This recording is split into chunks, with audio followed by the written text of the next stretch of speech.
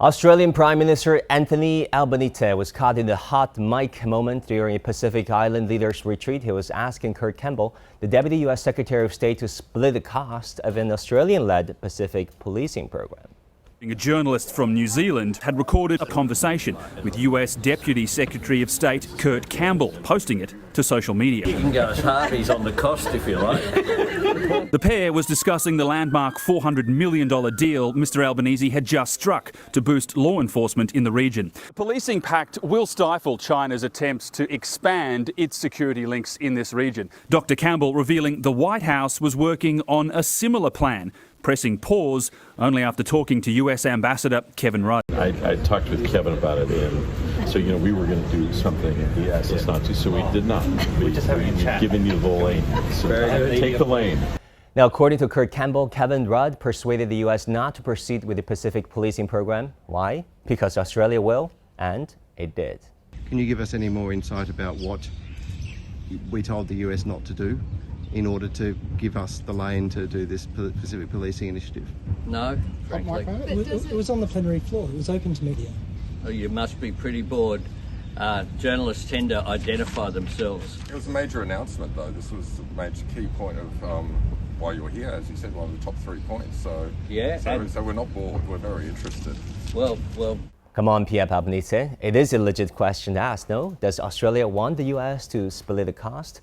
I mean, what is the U.S. role behind all this? Will Washington lead from behind? Will it provide strategic guidance or weapons or maybe warships? I mean, after all, the U.S. asserts itself as the security czar of the Pacific, right? Even if Washington cannot go halves, at least it can guide Canberra on one thing, and one thing it does best, that is to frame China as the bad guy and take it down by all means. But my question is, when can Australia, to borrow a term coined by some serious Australian scholars themselves, come out of its kangaroo's shadow to stop following lockstep with Washington on every security decision while ignoring its own strategic autonomy?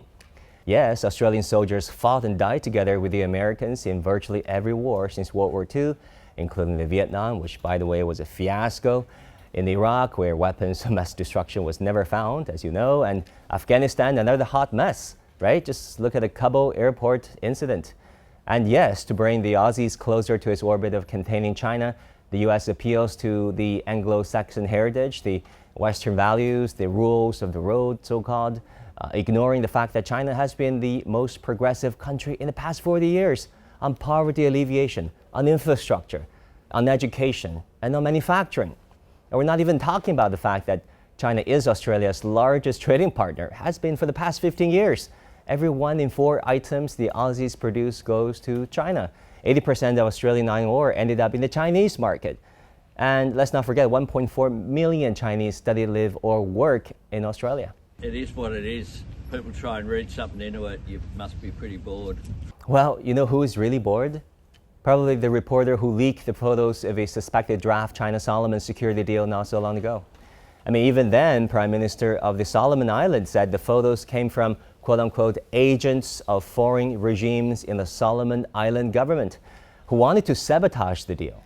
Some lunatics and agents of foreign regimes in the government system have no regard for secrecy. There are people who exist only, Mr. Speaker, to undermine the work of legitimate authorities. So maybe our Australian and New Zealand journalist friends could have digged deeper back then into that very story, right? Who's the Western agent working inside the Solomon government? Any Western government ask him or her to leak those photos to the press? If so, was it about torpedoing the China-Solomons agreement? Did they know that this China-Solomons deal would have been about climate, would have been about humanitarian relief, would have been about restoring law and order? I guess facts don't matter these days, not as much as narratives do. But from our interview with half a dozen Pacific Island leaders in the past year, what I can tell you, my friends, is that we get a clear message from these Pacific Island leaders that they don't want their countries to be stuck in the middle of power politics or bloc confrontations, right? They want to buy products from countries that can make them cheaper, better, and faster. And they want their goods to end up in as many markets as possible around the world. And they want development, right? Better roads, better bridges, better airports in their own society, and better digitalization. And if one can get sea levels and climate-induced disasters in check for their kids and their grandkids in the Pacific, they couldn't care less if that country is from the east or the west, the north or the south.